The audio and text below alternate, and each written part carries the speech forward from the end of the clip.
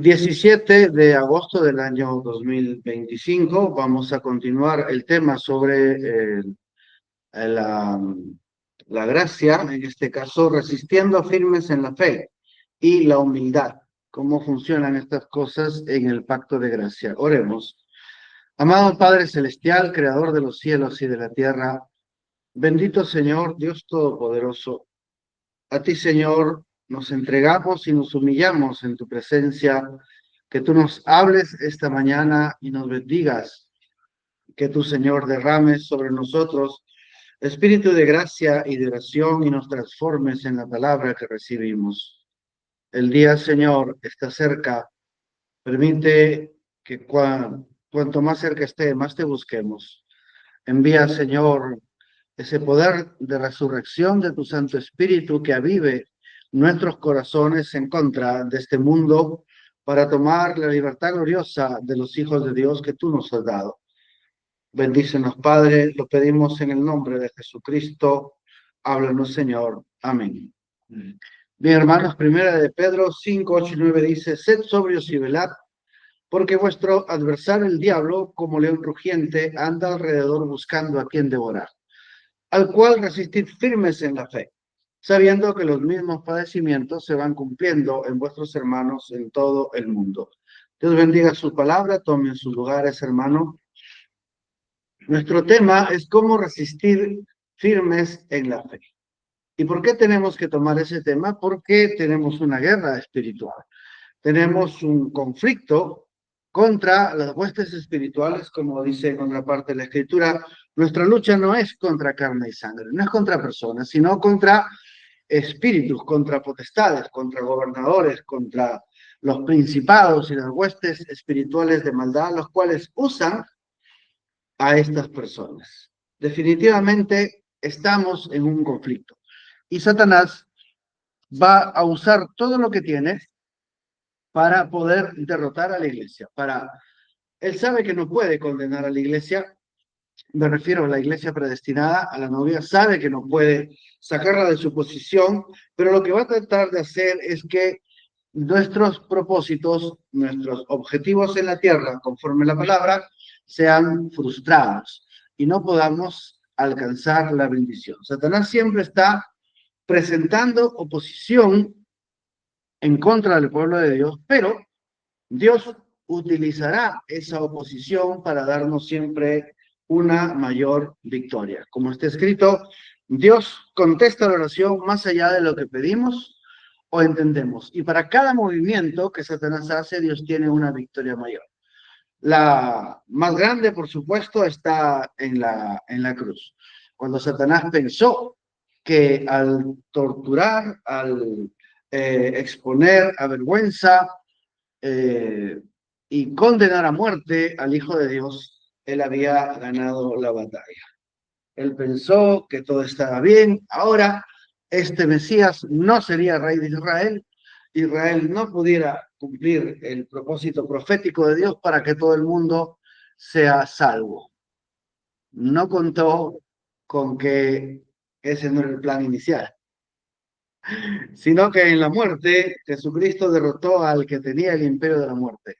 Le quitó las llaves del infierno y de la tumba y triunfó sobre todo principado y expuso a Satanás a vituperio público y quitó toda acta de condenación en contra nuestra y la clavó en la cruz y tuvo la más grande victoria que jamás se pudo haber pensado sobre el pecado, la tentación, la muerte, la enfermedad y sobre todo.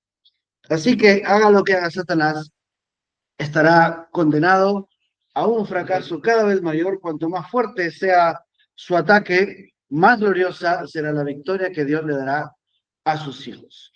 Eso lo podemos ver en todas partes, ¿no? Cuando los filisteos pensaron que tenían a Sansón, dicen que Sansón mató más en su muerte que lo que mató en su vida. Y dijo aquellas memorables palabras: solamente una vez más, Señor. Entonces nosotros necesitamos una vez más de ese espíritu de victoria para poder resistir firmes en la fe. Debemos tener en cuenta que estamos en un campo de batalla. Y la única manera de poder salir victorioso es estar dentro de la armadura, la cual es Cristo, para poder resistir firmes en la fe. Entonces, este mundo, debemos contar con que este mundo estará en contra nuestra, pero también debemos contar que nosotros tenemos dentro nuestro una victoria mayor. Y entonces queremos saber cómo resistir firmes en la fe. ¿Qué papel juega la humildad? ¿Por qué? Porque nuestro adversario, el diablo, es la criatura más sabia, más argumentativa, más razonable, por así decir, de este mundo. De tal manera que él tratará de manipular nuestras mentes y tratará de doblegar nuestros corazones buscando que nuestras decisiones jueguen a favor de Satanás para que él pueda destruirnos. El campo de batalla será la mente y la conquista es la voluntad, la decisión. Eso empezó desde el jardín del Edén, cuando Eva fue llevada a este campo de batalla por razonamiento de lo que ella podía escuchar, lo que podía ver, lo que podía experimentar en oposición a lo que Dios le había dicho. Y en este campo de batalla, finalmente la razón le gana la voluntad a Eva y hoy estamos como estamos. Hubo otra mujer que enfrentó ese mismo campo de batalla, algo completamente fuera de razón, se le aparece un ángel y le dice que va a tener un hijo sin conocer varón. La pobre criatura no sabía de qué estaba hablando este ángel, pero ella sí tomó la decisión correcta. No dejó que su mente se lleve por la experiencia común de lo normal que existe en la vida, de lo cual ella había visto, quizá como sus tías y sus primas quedaban embarazadas y que tenían que casarse. ¿Cómo era esto? Pero aunque ella no entendió, ella le dio su voluntad a la palabra de Dios. Y tuvimos entonces la más grande victoria porque la simiente de la mujer fue la que trajo la redención a la tierra, porque ese fue el camino que Dios utilizó cuando Satanás le ganó la batalla a Eva. Entonces Dios le dijo a Eva: a ti te daré una simiente, la cual herirá a la serpiente en la cabeza. La simiente de la mujer, no la simiente del hombre, fue la simiente de la mujer. Pobrecitos nuestros hermanos legalistas y machistas del mensaje, pero así dice la palabra. Bien, entonces, esta voluntad que el enemigo quiere será atacada por las experiencias, por lo que oímos, lo que vemos y la experiencia que nos pasa. Pero nosotros tenemos que resistir firmes en la fe. Entonces tenemos que saber qué cosa es fe primeramente. Y la fe, según Romanos capítulo 4, el versículo 17, dice que la fe llama a las cosas que no son como que si fuera. Entonces fe es aceptar, es creer voluntariamente que algo ya es, aunque físicamente, en una realidad visible, no lo sea. Entonces, Abraham se empezó a llamar padre de naciones y su esposa era estéril. Y él era anciano y no podía tener hijos, pero él era padre de naciones. Cada vez que se pronunciaba su nombre, se estaban dando testimonio de que este hombre con una esposa estéril era padre de naciones, de que este anciano con su esposa estéril era padre de naciones. Algo completamente contrario a todo razonamiento, a toda experiencia. Sin embargo, él llamaba a las cosas que no son como si fueran. Él actuaba en esa fe. Se nos cuenta que Abraham y Sara tenían la tienda, hoy día sería el cuarto del bebé, ellos tenían una tienda porque eran nómades, con la cuna y los juguetitos y la ropita, etcétera, etcétera. Actuaba en su fe. Él se había convencido a sí mismo de que Dios era poderoso para hacer todas las cosas. Y todos nosotros sabemos eso, pero tenemos que actuar en eso, llamando las cosas que no son como si fueran. Eso es fe, es tomar por realidad una verdad que no estamos viendo. Marque bien esas palabras realidad y marque bien la palabra verdad, porque no son lo mismo. La verdad es la palabra, la realidad es lo que experimentamos. Muchas veces la realidad no será conforme a la verdad, pero fe es llamar a la verdad como si fuera, una realidad, aunque externamente no esté sucediendo así. La fe llama a las cosas que no son como si fuesen. Amén. Un enfermo dirá, estoy sano.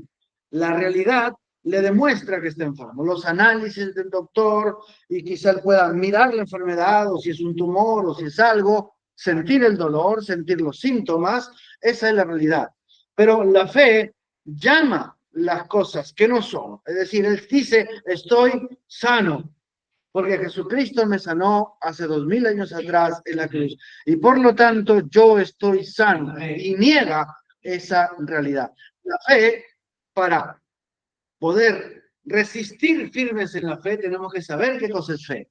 Que fe es llamar las cosas que no son como si fueran. La fe es aceptar realidades que no se ven, como dice Hebreos 11 en su original griego. La fe es la sustancia, o sea, creer es como una factura de que tú has comprado algo. La fe es la sustancia, el abstracto, el ente que da origen a las cosas. Es una garantía de que un precio ha sido pagado y que algo te pertenece. La fe es la sustancia, el recibo, la factura, qué sé yo, de las cosas que no se ven. Perdón, de las cosas que existen, de realidades que no se ven. Realidades en el mundo del espíritu que son la verdad de la palabra de Dios y tomarlas como que ya son, como que son una realidad y llamarlas de esa manera. Entonces, llega un momento cuando obviamente realidad y verdad están en este conflicto porque la realidad me dice todo lo contrario a la verdad. ¿Ven? Abraham y Sara, por más que se llamaban padre de naciones, y la princesa que iba a dar a luz a una simiente real, a una simiente de reyes, pues no tenían nada. No tenían nada, por 12 años caminaron bajo esa promesa y no tenían nada. Entonces, Sara quiso ayudar a la verdad con la realidad. Y le dijo, mira, como las leyes de la tierra dicen que si yo compro un ser humano como mi esclavo, todo lo que ese esclavo produzca me pertenece. Entonces, digamos, yo no era un buen pintor, pero me compraba un esclavo que era buen pintor. Entonces, el esclavo hacía las pinturas, yo las firmaba y yo era el gran artista. Porque todo lo que ese esclavo produzca me pertenecía. Bueno, entonces Sara dijo, yo me compré este esclavo en Egipto, que te parece, hay una historia al respecto, bueno, no es el tema hablar de Agar ahorita que pasó en Egipto, pero bueno, el hecho es que Sara dijo, esta es mi esclava, y todo lo que ella produzca será mío. Cuanto más si es tu simiente, ese hijo va a ser mío. Ella trató de ayudar a la realidad. Y eso es lo que muchos de nosotros hacemos en esta batalla y por lo tanto no resistimos firmes en la fe. Tratamos de producir una realidad que se asemeje a nuestra verdad. Y al hacerlo, es decir, al tratar de ayudar a Dios, estorbamos. Y miren el estorbo que Israel tiene hasta el día de hoy por esa idea, por esa manera de pensar. Pero, hermanos, nosotros tenemos que tomar una decisión. Tenemos que elegir entre aquella realidad que podemos estar experimentando y lo que la palabra de Dios dice. Entonces, muchas veces la realidad nos habla directamente en contra de la Biblia, digamos por una enfermedad que empeora en lugar de sanar, o una situación que en lugar de terminar se prolonga, o simplemente un hecho en el cual nosotros esperamos que Dios actúe de una cierta manera, pero las cosas se complican. Entonces, ¿qué es lo que busca Satanás? Inmediatamente va a venir para que nosotros utilicemos nuestro razonamiento en contra de la verdad de la palabra. Y Satanás te dirá, la Biblia dice que estás sano, pero mira, estás empeorando. La enfermedad está avanzando. ¿Sientes dolor? Bueno, sí, uno siente dolor. Si está enfermo, si es una de esas cosas. Entonces Satanás te dice, ya ves, si estás enfermo. Pero leo la palabra de Dios y dice que estoy sano. Entonces Satanás, ¿qué me dice? Razona, date cuenta, sopesa. Tu realidad te está diciendo que estás enfermo. Entonces, lo que Satanás trata es que nosotros tomemos esta realidad como si fuera la verdad. Y cuando nosotros hacemos la elección de decir, efectivamente, estoy enfermo, estamos diciendo que la palabra es mentira. Porque la palabra dice que por sus llagas hemos sido sanados, que nuestros pecados han sido perdonados y que toda la maldición de la ley fue llevada por Jesucristo en la cruz para hacernos libres y que nosotros recibamos la bendición de Abraham. Y la bendición de Abraham, la cual es Jesucristo, trajo plena libertad del pecado, de la muerte, del infierno, de la enfermedad y de la escasez y de la pobreza. Trajo bendición. Y esa es la verdad de la palabra. Pero Satanás me dice, no, usa tu razonamiento, te está doliendo. Mira cómo te sientes. Mira lo que dice el doctor, mira lo que dicen tus amigos. Y obviamente, Satanás siempre tiene esta vecina que te viene a decir, y siempre te vienen a decir lo que no quieres oír. Pero oye, estás mal y vienen con su preocupación y tratando de llenarte la cabeza para que tú tomes tu decisión y la coloques en la realidad y niegues la verdad. Y al negar la verdad, le estamos diciendo a Dios que es un mentiroso.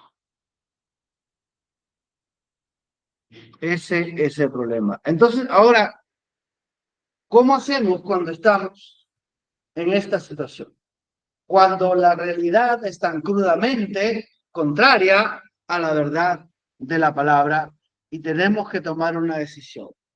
Allí es donde la humildad hace la diferencia. La humildad se rebaja a sí misma a no considerar su propia realidad. La humildad hace la diferencia cuando uno rinde su propio razonamiento y rinde su experiencia y rinde su realidad. Es cierto, me duele. Es cierto, estoy enfermo. Es cierto, acá está el tumor. Es cierto, están los análisis. Esto sí, es cierto. Pero rindo estas cosas. Me humillo para decir esto que mi razonamiento y mi inteligencia humana me dice que es de verdad. Me rindo para negarla y decir, aunque tenga esto, la Biblia dice que yo estoy sano. Amén. Amén. Y hermano, eso será en todo tipo de situaciones. Cuando la gente viene a decirte, mira, tienes un talento, tienes un carisma, ¿por qué no te pasas en religión? Te vamos a dar casa, te vamos a dar auto, te vamos a pagar todas tus cosas. Y uno está ahí con una mano adelante y otra atrás, mete la mano al bolsillo y si hay 10 centavos es bastante. Y uno tiene una realidad. Y el diablo que te dice, mira, tu Dios te ha abandonado. Está tu Dios de abundancia. Si Dios estuviera contigo, si tuvieras razón en tu mensaje y en las cosas que crees, no tendrías todo solucionado. Pero mira acá, mira cómo tienen edificios, tienen casas y su organización les paga autos y le dan todo lo que necesitan. ¿Por qué no dejas esto? A mí de un ministro le ha tocado pasar una o dos veces esas propuestas. Entonces, viene una realidad. Acá está uno comiendo, tomando agua de río, cuando, bueno, ya no se puede, ¿no? Ahora ya no. Pero bueno, uno está tomando agua de filtro, con galletas saladas, Y acá ellos están comiendo sus pollos con las cosas que les cocinan, la alimentación, y sus casas, y tienen colegios para sus hijos, y tienen planes de retiro, y casas de reposo, vacaciones pagadas una vez al año, y uno por acá no tiene nada de eso. Satanás tratando de capturar tu decisión. Oye, ¿qué es lo que cualquiera le aconsejaría a una persona? Oye, te va a dar trabajo, te va a dar casa, te va a dar auto. ¿No sería lo razonable, lo lógico, lo normal, ceder a estas circunstancias, ceder a estas propuestas o quedarse? Y por acá no tiene seguro. Vamos a ver cómo vives. Bueno, esas son cuando la realidad y la verdad no concuerdan. Y el diablo te dice, ¿y dónde está tu Dios? ¿Dónde está tu Dios de abundancia, de bendición, que va a abrir las ventanas de los cielos? Ahí lo único que se abre son deudas. Y la SUNAT y las confiscaciones y todo ese tema. Bueno, allí, hermano, la humildad hace la diferencia. Es cierto que pudiéramos vivir muy bien en esta organización. Eso es cierto. Pero vamos a rendir ese razonamiento, vamos a rendir esta para quedarnos con la palabra de Dios. Hermanos, eso está en todo ámbito de la vida. Cuando uno puede utilizar el arma de la humildad para rendir lo que es su razonamiento, lo que es su experiencia, lo que sus sensaciones, síntomas y situaciones de una vida difícil que puede estar realmente experimentando en contra de la promesa de Dios. Yo no puedo ser humilde para decir, Señor, me quedo con la palabra. Yo me quedo, Señor, con tu palabra. La humildad hace la diferencia cuando tenemos que decidir entre la experiencia que estamos pasando y la verdad de la palabra. Si quieres saber qué cosa es la verdadera batalla del cristiano, es esta. Si quieres saber cuál es el verdadero sacrificio del cristiano, es este. Cuando tienes que decir, gracias Señor, que estoy sano, cuando no estás sano. Gracias Señor por tus bendiciones, cuando la realidad te dice y te grita en la cara que no tienes bendición, sino escasez. Y decir, gracias Señor. Ese es el verdadero sacrificio al cual somos llamados. Tome cada uno su cruz, la cruz de la humildad, la cruz de rendir las realidades para tomar la palabra de Dios y decidir por ella. En el mensaje, un prisionero,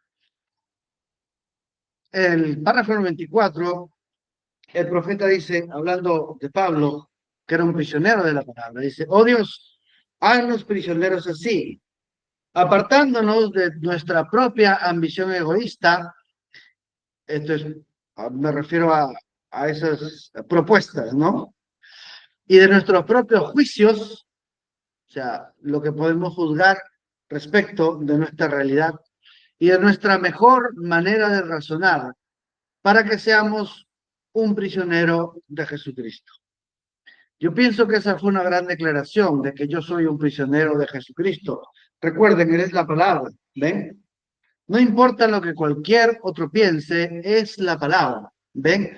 Si usted es un prisionero de la palabra, no hay denominación que pueda influenciarlo apartándolo de ella, es la palabra. Usted solo es un prisionero de ella, es todo. Usted debe portarse de la manera que ella se porta. O en esta noche, si nosotros como Tabernáculo Branham pudiéramos tan solo llegar a ser prisioneros de nuestro propio ser egoísta, de nuestra propia ambición. Bueno, aquí hay una situación de la gramática del inglés. No es que seamos prisioneros de nuestro propio ser egoísta, sino aprisionar al propio ser egoísta, ¿no? Y aprisionar nuestra propia ambición y que podamos rendirnos completamente y ser enyugados con él. Está hablando del yugo. No importa lo que el resto del mundo piense, lo que el resto del mundo haga, nosotros estamos enyugados por los grilletes del amor. Somos prisioneros. Mis pies están tan enyugados con Cristo que no bailan en la discoteca, ¿no? Mis ojos están tan enyugados con Cristo que yo, cuando veo estas desnudistas modernas por la calle, eso me voltea el rostro. Mi corazón está tan enyugado por el amor a Él, al grado que yo no puedo tener amor por este mundo. Mi voluntad está tan enyugada con Él, al grado que ni sé cuáles sean mis ambiciones. Solo donde tú me guíes, seguiré, Señor. Seré un prisionero. ¿Ven? Pablo era un prisionero correctamente. Él no estaba declarando nada errado.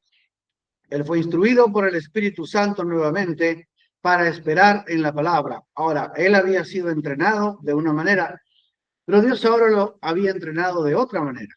Él fue instruido por el Espíritu Santo para esperar en el Señor, sin importar cuáles fueran sus ambiciones. Entonces, hermano, ¿qué busca la humildad? Poder seguir al Espíritu. Y el Espíritu Santo siempre seguirá a la palabra. No hay manera de que el Espíritu Santo siga a la moda o siga, por ejemplo, las tendencias de este mundo o siga al temor del mundo, como dice en Isaías capítulo 8, no temas lo que este mundo teme, ni llames conspiración a lo que este mundo llama conspiración. Que el Señor tu Dios sea tu temor, que Él sea tu refugio. Entonces, la humildad es el elemento que permite que Romanos 8:14 se cumpla. He aquí que los hijos de Dios son guiados por el Espíritu de Dios. Entonces, cuando somos humildes, podemos negarnos a nosotros mismos. Si alguno quiere venir en pos de mí, tome su cruz. ¿Qué cosa es la cruz? La decisión. Ustedes saben que la balanza antes tenía forma de cruz. Es una especie de poleas, pero es una cruz. ¿Ven? Y esa cruz decidía. Entonces, cuando uno tiene cierto peso hacia algo, decide por eso. Entonces, la cruz es la decisión que uno tiene que tomar. Tome su cruz y sígame. ¿Qué debemos seguir? La palabra. La palabra es la verdad. Y será muchas veces opuesta a la realidad. Pero cuando uno toma la decisión por Cristo, es donde la gracia aparece. ¿Y qué cosa nos dice la gracia? Lo voy a decir en las palabras del hermano John, que nos dio una clase, esto de hace algunos meses atrás o semanas atrás. Él dijo, no es confiar en que Dios te dará la fuerza para vencer y alcanzar tu meta. Es saber que Dios pelea tus batallas y tú te quedas quieto. Amén. Cuando uno decide por la palabra, el poder de Dios y la gracia del Señor viene en el tiempo de Dios. Amén. Uno quisiera que sea ya, pero esa es otra batalla. Ya la vamos a estudiar. No es confiar en que Dios te dará fuerza para vencer, porque Dios pelea tus batallas. Cuando Moisés pronunció esas palabras, quédense quietos y vean la salvación que Jehová hará hoy con ustedes. Porque estos egipcios que ustedes están viendo, nunca más para siempre lo deben. Hermanos, es una declaración tan poderosa. Es como decirte a ti, el pecado que te estás viendo, que te puede estar cautivando. La escasez que puede estar arruinando tu vida. La enfermedad que está destruyendo tu cuerpo. La incredulidad que no te deja mover montañas. La distracción de este mundo que no te deja tener comunión con Dios. Esos egipcios nunca más para siempre. Hermano, esta es una declaración gloriosa. Hermano, escuchar eso. ¡Qué grandioso! Pero ¿cuál es el requisito? Quédense quietos. En Isaías, el capítulo 30, el versículo 15, voy a leer la división que hace la Biblia judía, porque la Biblia cristiana, como siempre, arruinando las cosas. Dice así Isaías 30:15, porque así dijo Jehová el Señor, el Santo de Israel, en descanso y en reposo seréis salvos. En quietud y en confianza será vuestra fortaleza. ¿Qué es lo que quiere el Señor? Descanso. No actividad, sino fe en la palabra.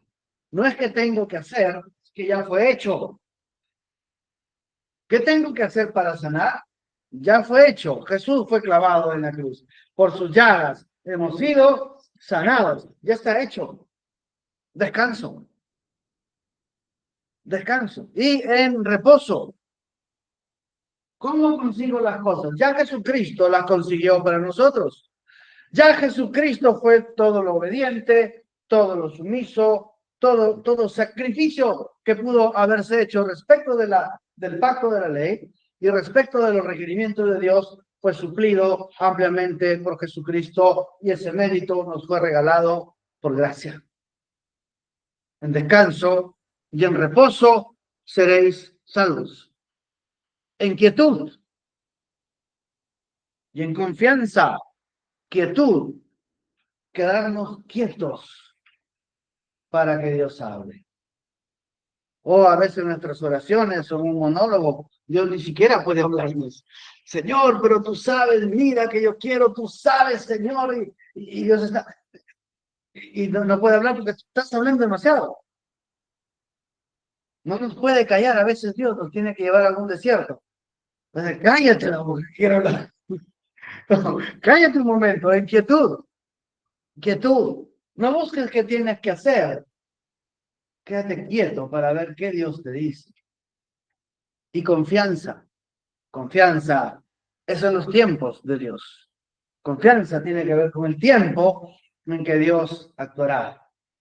Tiempo tiene que ver con la mayor victoria que Dios tendrá sobre este mundo y sobre tus dificultades, sobre el mundo que te aflige y sobre todo aquello que está contra ti, el tiempo. Dios tiene el tiempo donde pondrá su mejor victoria.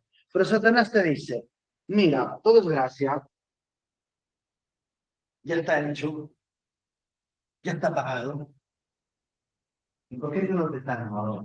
O sea que Dios es un santo.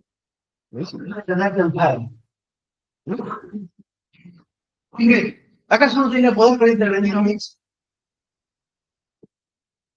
Bueno, sí, teóricamente sí, técnicamente sí, pero ni lo teórico ni lo técnico tienen que ver con la voluntad perfecta de Dios. Dios tiene un tiempo que en griego se llama kairos y algunos lo tradujeron como la sazón, las sazones de Dios. Ya luego Reina Valera Moderna del 60 dijo, no, eso de sazón es una cocina, pero tiene que ver con la cocina, la sazón. Dos personas con ingredientes iguales, la misma cocina, los mismos cuchillos, el mismo tipo de carne, carne de la misma vaca, verdura de la misma chacra, y una cocina rico y la otra cocina horrible. ¿Cuál es la diferencia? La sazón. ¿Qué tiene que ver la sazón con el tiempo? ¿Cuánto dejó cocinar la cebolla? ¿Cuánto dejó dorar el ajo? Y ese tipo de cosas que tienen que ver con el tiempo. Amén. Y el tiempo, la sazón de Dios, el tiempo de la victoria del Señor sobre nuestra vida, tiene que ver con ese momento en que a ti te levantará más alto y a Él le dará mayor gloria. ¿Ven? ¿Cuál fue el tiempo de los jóvenes hebreos? ¿Cuál fue el tiempo de la victoria de los jóvenes hebreos? ¿Ven? Pudo haber sido mucho antes. ¿No podía Dios mandar un ángel para liberar a los jóvenes hebreos? ¿No podía Dios hacer, qué sé yo, que el rey se vuelva loco, o mudo, o ciego, para que tenga miedo? ¿Recuerdan ese rey que apuntó al profeta? Agárrenlo y se le murió la mano. ¿Por qué no se quedó mudo, ciego y manco Nabucodonosor? Pero no, Dios dejó que el tiempo avanzara. Dios dejó que el horno se caliente 7 veces más. Dios dejó que los jóvenes hebreos fueran atados. Dios dejó que fueran llevados al horno. Y Dios dejó que fueran lanzados al fuego. Bueno, si la historia acabaría ahí, ¿qué clase de Dios tenemos?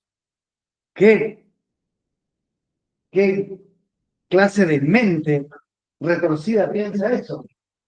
¿Ven? Eso es lo que el razonamiento diría. Eso es lo que este mundo diría. Pero Dios no. Dios apareció en el mejor momento.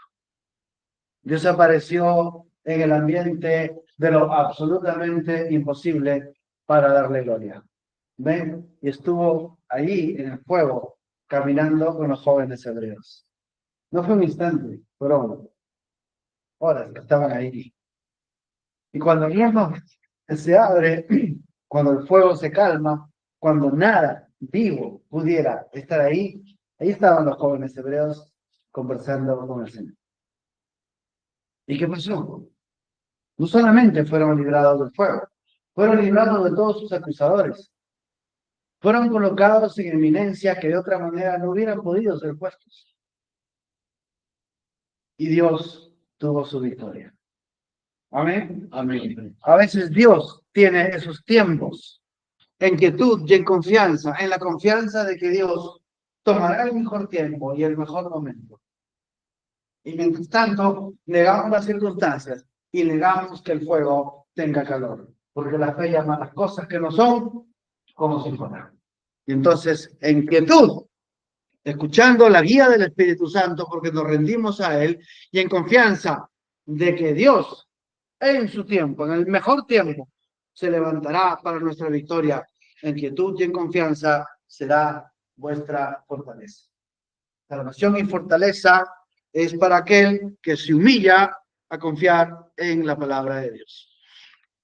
Entonces, ¿qué necesitamos hacer? Jesús dijo, la verdad estará libre. Entonces confiésale la verdad. Señor, me duele. Señor, me fastidia. Estoy harto de esta situación. Dios se molesta que seas sincero. Dios quiere que le digas las cosas. Amén. Amén. Porque Dios quiere un diálogo. ¿Qué bajaba a hacer Dios? Bajaba a conversar con Adán y Eva a la caída de la tarde. Al final del día, bajaba a conversar. Porque lo que Dios quiere es conversación. No hemos puesto comunión, pero debe ser conversación. Dios quiere conversar, yo también quiero hablar. No quiero solamente escuchar, ¿no? También quiero hablar. Entonces, confesar, decir la verdad, es entregar las cosas como Ana entregó su aflicción y oró libremente hasta que Dios en los labios del sacerdote le contesta: vete y conceda a Dios tu petición y estuvo a Samuel. Amén. Bien, entonces Jesucristo dijo: venid a mí todos los que estén descargados y trabajados, y yo os haré descansar. Amén. Ese descanso tenemos que encontrar. ¿Y cómo lo encontramos? Lo encontramos al hablar. Al hablar con el Señor, al conversar con Él acerca de las cosas que nos afligen. El diablo te dice, pero Dios lo sabe. Sí, Dios lo sabe. Pero Dios nos ha dado la para conversar. Amén. Ven a mí, dice el Señor. Venid a mí los trabajados y cargados, yo los haré descansar. La humildad tiene mucho que ver con confesar nuestros sentimientos, confesar lo que sentimos, confesar lo que nos pasa, confesar lo que nos fastidia. Y aquello, al hablar esas cosas, nos libera. Nos libera de esa opresión. Entonces, la humildad toma la verdad de la palabra. Porque la fe, para resistir firmes en la fe, llama las cosas que no son como si fueran. La humildad toma la palabra y dice: Señor, esta es la verdad. Y yo rindo mi realidad. Yo rindo mi realidad, mi razonamiento, y yo digo que la palabra es la verdad. Pero, Señor, tú sabes que esto me fastidia, que esto me duele, y entregamos mi corazón. Amén. Para eso fue derramada la sangre, para poder entregar sobre el altar. Y entonces aceptamos la victoria en Cristo. Y esta es la gracia, que Jesucristo ya lo hizo todo. No necesitamos hacer nada. No es las llagas de Cristo más nuestras oraciones para sanar. No son las llagas de Cristo más nuestros ayunos, o nuestros sacrificios, o nuestras abstinencias. No, no es eso. Es las llagas de Jesucristo y nada más. Eso es lo que nos salva. La gracia nos dice que todo ya está hecho. ¿Y qué tengo que hacer? Aceptar. Aceptar que esa verdad de la palabra es mi realidad interna, aunque aún no se manifieste. Pero acepto la victoria de Jesucristo. Amén. Hay mucha enseñanza sobre causa y efecto que ya no cabe en la palabra. ¿Ven? Ustedes dicen, estás enfermo porque has cometido pecado. Y entonces dicen causa y efecto. Pero no es así. Y como el pecado es porque no ha sido la sangre. Y si estás enfermo es porque no ha sido. Amén. Mucha gente confunde cuando el profeta habla de que uno tiene que cumplir los requisitos de Dios. Y ahí sacan toda la lista de legalidades, ¿no? El pelo, los maquillajes y cuánta cosa sacan. No se da cuenta de lo siguiente que dice el profeta. ¿Y cuáles son los requisitos de Dios? Nacer de nuevo. Es el requisito. ¿Okay? Cuando uno nace de nuevo, el Espíritu Santo te cambia la naturaleza. Porque si yo pudiera cambiar mi naturaleza por mi disciplina, por mi sacrificio, qué sé yo, por el nombre de Cristo. ¿Ves? Pero no es así. La gracia de Dios te dice que la victoria de Jesucristo ha sido absoluta y que solo aceptarla. Entrar en ese reposo, entrar en esa confianza de que ya tenemos eso. Ahora, hermanos, el mundo tiene una misma con nosotros. ¿Cuál es la victoria? Es saber que Jesucristo es el Hijo de Dios. Primera de Juan, capítulo 5. ¿Quién es el que vence el mundo sino aquel que cree que Jesús es el Hijo de Dios? Punto final. Punto final. No es una fe para vencer a la política, una fe para vencer a Dina Boluarte. No, no, no, no. La fe de creer que Jesucristo es el Hijo de Dios ha vencido al mundo. Y si tú tienes esa fe, tú debes reclamar esa victoria. Amén. Es la fe simple y sencilla del cristiano. Si Jesucristo es el Hijo de Dios, si Él murió en la cruz por nosotros, entonces hemos vencido al mundo. Punto final. Así es como la humildad toma la gracia de Dios y vence al mundo y puede resistir firme en la fe. ¿Y cuándo, pastor? En el mejor tiempo. Amén. Amén. Amén. Si estás pasando por algún problema y estás pasando por alguna enfermedad, estás pasando por situaciones que no tienen manera de vencer. Bueno, la Biblia dice que tú eres más que vencedor en Cristo.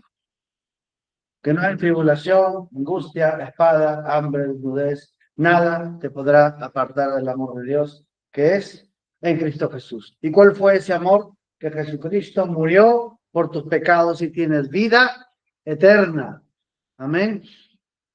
Hermano, todas tus aflicciones serán consumidas en un fuego eterno y tú permanecerás.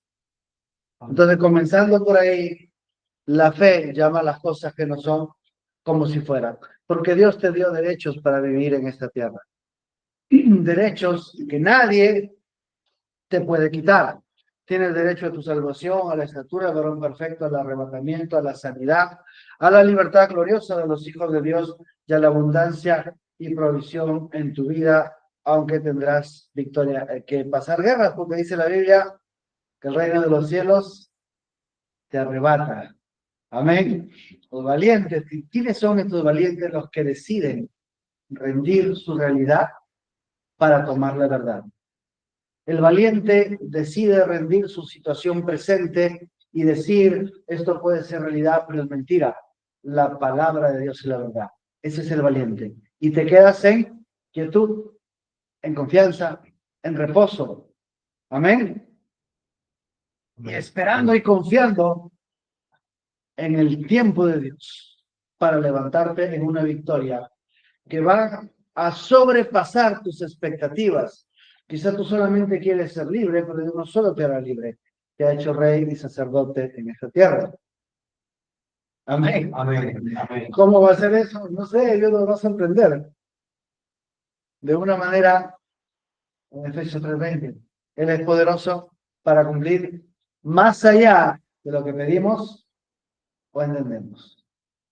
Amén. Entonces la humildad rinde la realidad para tomar la palabra. Y la humildad cree en la gracia que todo está hecho. Entonces tu corazón y tu boca llaman a las cosas que no son como si fuesen. Así resistes firme en la fe dentro del pacto de gracia. Oremos. Los que puedan, pónganse de pie. Amado Padre Celestial, el hombre puede ser torpe en sus palabras, pero tu espíritu puede acomodar lo espiritual a lo espiritual. Acomoda, Señor, esta enseñanza en nuestros corazones para una vida efectiva dentro de la fe, dentro de la gracia, dentro de la humildad, dentro del poder de tu presencia, porque tú estás con nosotros ahora. Tú, Señor, cubres con tu sangre nuestros errores y no nos quitas de nuestra posición si hemos fallado, pero envía, Señor, espíritu de gracia, de oración, de arrepentimiento. Envía, Señor, un poder tal que podamos decidir por tu palabra. Llénanos de tu Santo Espíritu para ser valientes guerreros de la fe y tomar la victoria que tú nos dices que debemos tomar porque nos pertenece, siendo Jesucristo nuestra herencia. Gracias, Padre. Habla a cada corazón, fortalece al desanimado, levanta al caído, da ánimos al cansado, fortaleza al débil y glorifícate en nuestras vidas. Te lo pedimos, Señor, en el nombre de Jesucristo, tu Hijo amado. Amén.